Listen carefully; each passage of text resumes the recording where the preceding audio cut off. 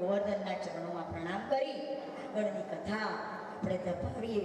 રાધાજી કહે છે અહીંયા આગળના શ્લોકની અંદર રાધાજીએ ગુરુમંત્ર આપ્યો છે. ગોપીઓના આંસુઓથી જે એમના ગોપીઓના આંસુ હતા એ એમનો ભાવ હતો અને એ ભાવને ગોપી ગીત કહેવામાં આવ્યું છે. એમના ભાવને શબ્દ વ્યાસજી શબ્દ આપ્યા છે વ્યાસજીએ ગોપી ગીતમાં. એ કહે છે કે અત્યાર સુધી ગોપીઓએ ભગવાનને શું કહ્યું કે અને હવે ભગવાન શું માને છે.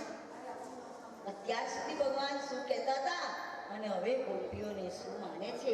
ગોપી ગીતની અંદર એમને 2 શ્લોકની અંદર આપણને કહ્યું છે, શ્લોક તો વધારે છે પણ 2 શ્લોક વર્ણવતા અહીં આપણને કહે છે જયતે એજીકમ જન્મના વ્રજ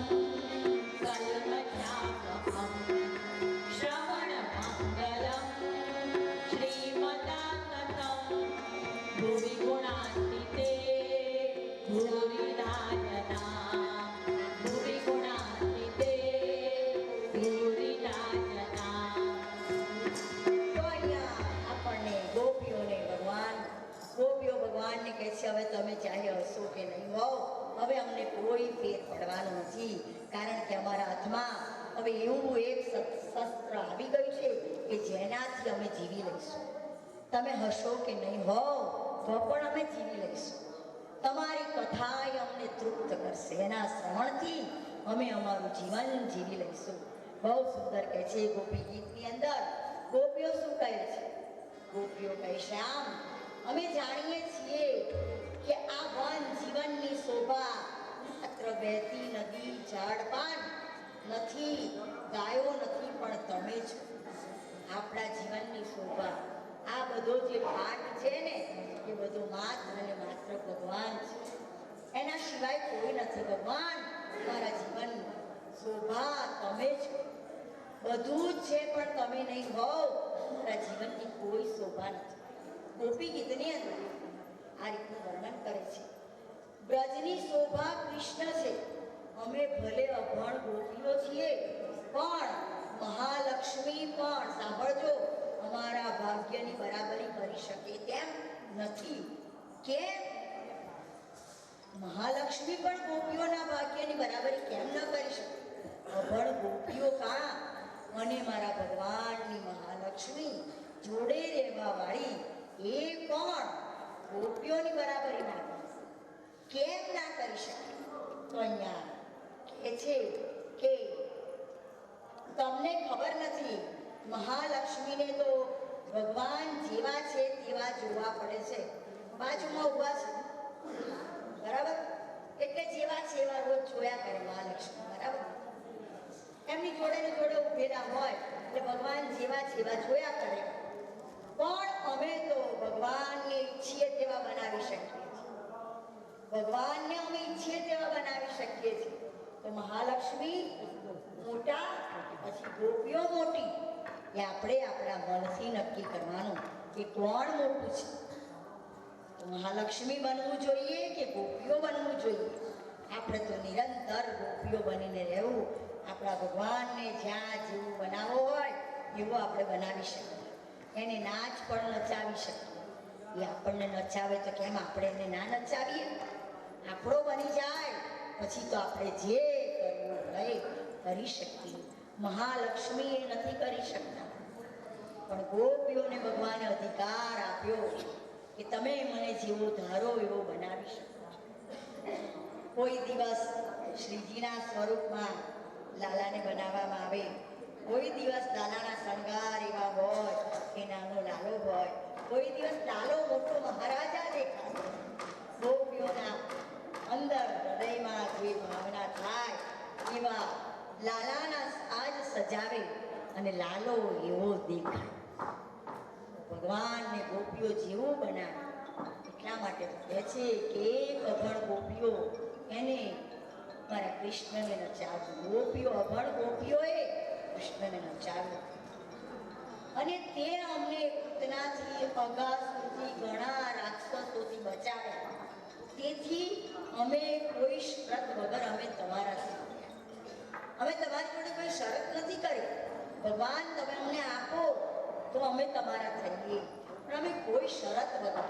અમે જાણ્યું કે તમારામાં છે બીજા કોઈનામાં નથી. તમે અમારા અંદરની અવિદ્યાનો નાશ કર્યો, જડવાદનો નાશ કર્યો, અમારા અંદરના કામનો નાશ કર્યો. જે કંઈ વિકારો હતા એ બધાનો તમે અમારી અંદર નાશ કર્યો અને તમે અમને ભાવી ગયા છો. એટલે અમે કોઈ શરત વગર અમે તમને અપનાવી દીધા છે. અમે આપના ભરોસે જગતથી વિમુખ બની ગયા છીએ. તમારા ભરોસે અમે જગતથી વિમુખ બની ગયા છે. અને આજે તમે અદ્રશ્ય થઈ ગયા, ભગવાન અદ્રશ્ય થઈ ગયા, ત્યારે ગોપીઓને આ બધું વર્ણન કરવું પડે છે. બ્રજવાસી કહે છે કે બધા રાક્ષસોથી તમે અમારી રક્ષા કરી, કારણ કે તમે અમને તમારા પોતાના માનતા. બ્રજવાસી કહે જ્યાં હોય ત્યાં ભલે અમે તને ન દેખીએ, પણ તું તો અમને દેખે છે ને. અમે તને નથી દેખતા, પણ તું તો જોવે છે કે મારી ગોપીઓ આ જગ્યાએ છે. મારી ગોપીઓ કલ્પાંત કરી રહી છે. મારા વિરહની વાલા તારો વિયોગ અમારું દર્દ છે. અમારું દર્દ બીજું કંઈ નથી ભગવાન.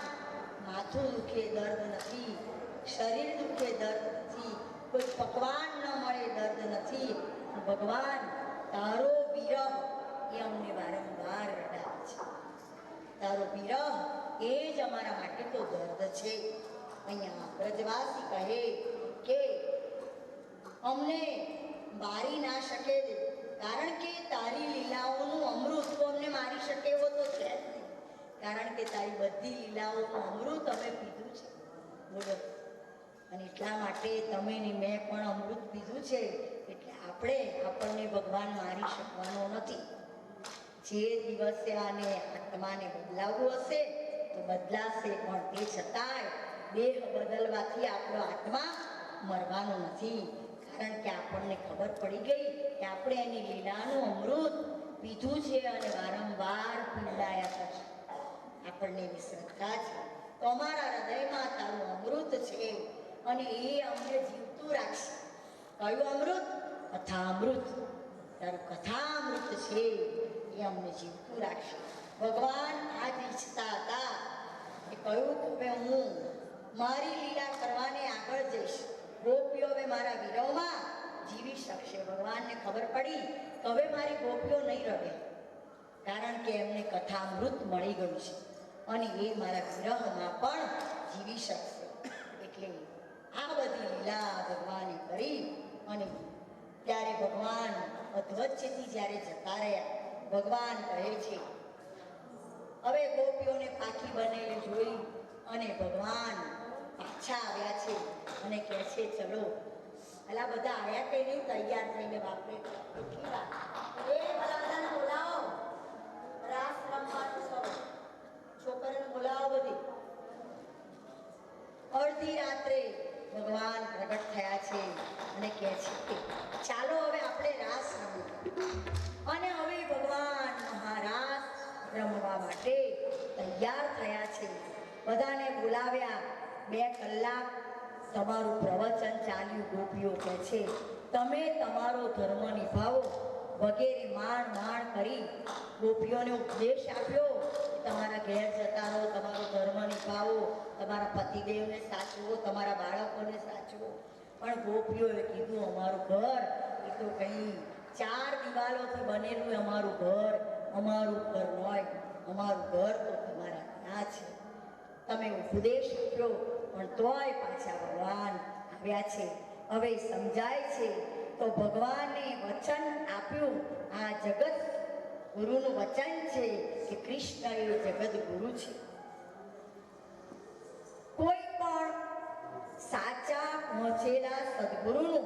તેના આશ્રિતને વચન છે કે એકવાર પોતાના જેવો એને પરિપૂર્ણ ન કરે ત્યાં સુધી છોડે નહીં. સદગુરુ પણ એવા છે. કૃષ્ણ એ પણ એક સદગુરુ છે, એ જગતગુરુ છે. અને આપણા સદગુરુ પણ જ્યાં સુધી આપણે પૂર્ણ ન થઈએ ત્યાં આપણને છોડતા નથી અને આપણને પૂર્ણ બનાવે છે. અને ગુરુ પૂર્ણિમા આવે છે. શરદ પૂર્ણિમા જુદી પણ ગુરુ પૂર્ણિમા જુદી. કેમ ગુરુ પૂર્ણિમા? ભગવાન એક પૂર્ણ છે, એવો ગુરુ પણ પૂર્ણ છે.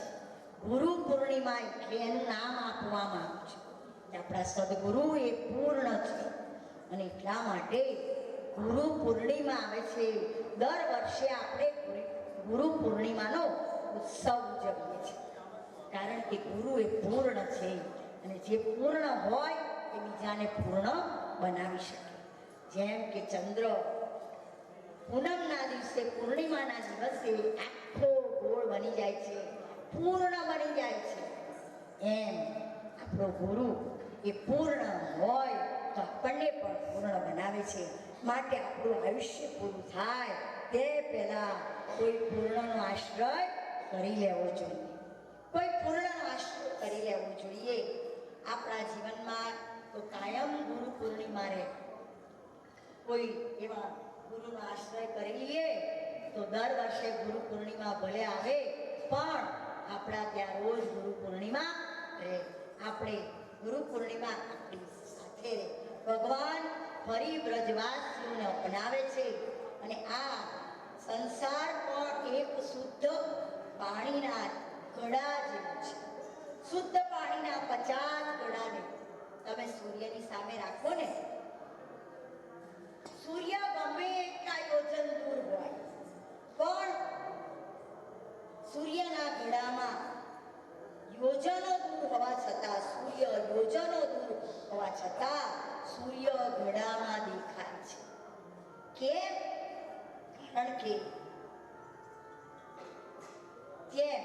કારણ કે જળ શુદ્ધ છે. ઘડાની અંદરનું જળ શુદ્ધ છે એટલે સૂર્યનું આખું પ્રતિબિંબ ઘડામાં દેખાય છે. કેમ? આપણું ચિત્ત જ્યારે ચોખ્ખું થઈ જાય ત્યારે આપણને પણ પરમાત્મા પૂર્ણ રીતે દેખાય છે અને અનુભૂતિ થાય છે. એવી જ અનુભૂતિ ગોપીઓને થઈ છે અને એટલે એમને એમ લાગે છે કે ભગવાન અમારી સાથે રાસ રમે છે. ભગવાને અમને હવે પૂર્ણ બનાવી દીધા છે. જ્યારે અમને પહેલા છોડીને ગયો તમે અધૂરા હતા એટલે ભગવાન છોડીને જતો રહ્યો હતો, પણ હવે અમે પૂર્ણ બની ગયા છે એટલે ભગવાન રાસ રમવા માટે આવ્યા છે. અને એમ લાગે છે કે ભગવાન અમારી સાથે હવે રાસ રમશે. મહાદેવજી પણ રાસમાં પધારે છે. ભગવાન ગોપીઓ સાથે અદ્ભુત રાસ રચાવે છે. અદ્ભુત રાસ રચાવે છે. ગોપીઓને આનંદ થઈ જાય છે અને એ રાસ કેટલાય વર્ષો સુધી રાસ ચાલ્યો છે. ગોપી ગોવાળ ભગવાન બધા એક બની ગયા છે, એમાં કોઈ જુદા નથી. રાસ રમાતો ત્યારે ભગવાને ચોકીદાર તરીકે યમુનાજીને બેસાડ્યા છે. કોઈ તૈયાર નથી, રમવાનું મૂકીને કોણ ચોકી પહેરો કરે? ત્યારે યમુનાજીએ કીધું એક વ્યક્તિ એવું હોય હું ચોકી પહેરા માટે ઊભી રહીશ. ભગવાન ખુશ થઈ ગયા છે. ભગવાને પોતાનું સ્વરૂપ યમુનાજીને આપ્યું છે. યમુનાજી બિલકુલ પ્રભુના જેવા છે. યમુનાજી ચોકી પહેરો કરે છે અને બીજો ચોકી પહેરો મારો અમથો ભગત જે થઈ ગયો એ કરે છે. ગોસાઈજી મહારાજને કે આ તમારો કૃષ્ણ એક નાનો અમસ્તો રૂમ છે, એમાંથી મેં તો જોયા જ કર્યું. કેટલી લડાઈને બહાર નીકળ્યો, મેં તો ગણ્યા જ કર્યું. 1 2 3 4 5 6 અલા આટલા રૂમમાં ક્યાં આ બધાને રાખ્યા હતા? અને રાસ રમવા ગયો ને હું તો જોયા જ કરું, બધું પડતું જ જાય અને અમથો બધું એના ધોતિયાના પડખામાં વીણતો જ. મીણતો જાય અને સવારે ગોસાઈજી મહારાજને આપે કે લો આ પેલો ભલીવાર વિનાનો છે. કોણ બોલી શકે? આવા ભગત હોય. ભગવાન કહે છે ગોંડા તારે અમારા દાગીના વીણવા તો નહીં નતો બેહાડ્યો, તને મારો રાસ, કારણ કે તે મારી એવી સેવા કરી કે તને મેં રાસ જોવા માટે બેસાડ્યો હતો. અને એ રાસ ભગવાને નરસિંહ મહેતાને બતાવ્યો, આવા અમથા ભગત જેવાને બતાવ્યો કે જે બિલકુલ અક્કલનો બુઠ્ઠો હતો પણ એને તન મનથી ભગવાનની સેવા કરી, એને પણ પ્રભુએ રાસ બતાવ્યો. તો અહીંયા રાસ શરૂ થયો છે. રાસ રચ્યો યમુના કિનારે કિનારે, જોને સખી ગેલા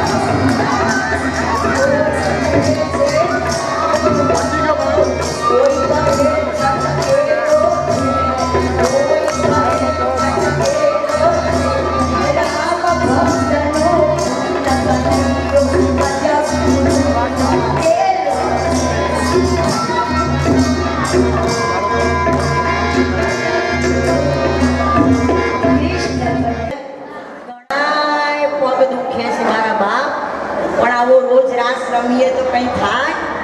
હા, તો આપણે ઘેર પણ રાસ રમ્યા કરવાનું, તો કશું થાય?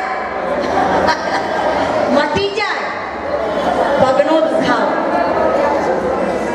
તમે નહીં માનો, મારા 2 પગે ઓપરેશન કરાવ્યું છે ને, કોઈ શરદ પૂર્ણિમાના દિવસે મારી બહેનોને પૂછો, સેવાશ્રમમાં અમે જે રાસ રમ્યા હતા, હે અરુણાબેન, બધી બહેનોને પૂછો. પેલી 2 બહેનો તો કે અમારા સમજમાં નથી આવતું. નૈના બેન, તમે આટલા ભારે શરીરે ઓપરેશન દ્વારા પગે કઈ રીતે નાચો છો? મને ગરબાનો બહુ શોખ છે.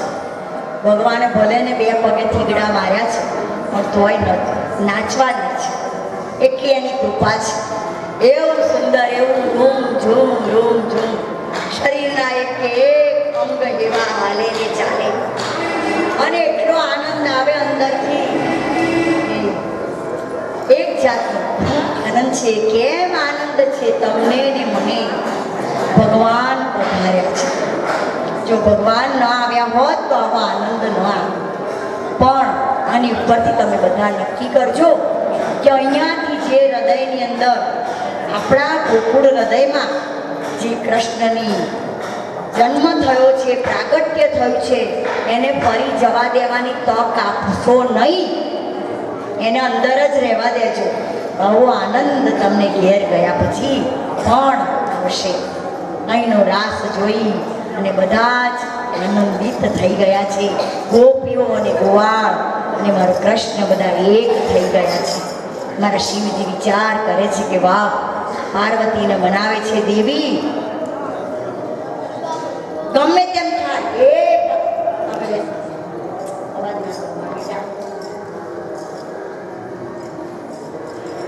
મને પણ ગમે એમ કરીને તમે રાસમાં લઈ જાઓ. માં કહે કે તમને કઈ રીતે રાસમાં લઈ જાઓ? ત્યાં તો કોઈ પુરુષ છે જ નહીં, બધી સ્ત્રીઓ છે. ગોવાળો હતા પણ બધા ગોવાળ ગોપી એક બની ગયા હતા કૃષ્ણ જોડે. કઈ રીતે? તો દેવી તમે મને સાડી પહેરાવી દો. બોલો, ભગવાને સાડી પહેરી રાસ રમવા માટે. અને મારા શંકર શિવ, મારા જગત પિતા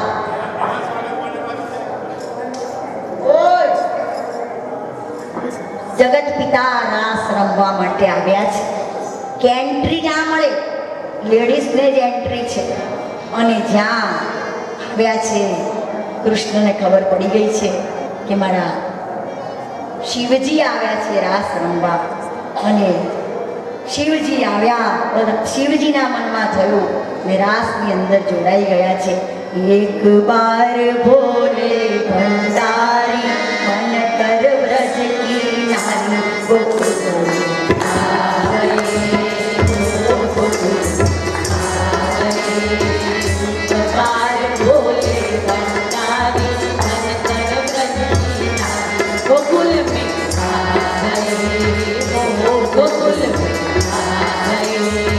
पार्वती ने मना किया पर ना माने त्रिपुरारी आ गए, गोकुल में आ गए. पार्वती ने मना किया पर ना माने त्रिपुरारी गोकुल में आ गए, गोकुल में आ गए.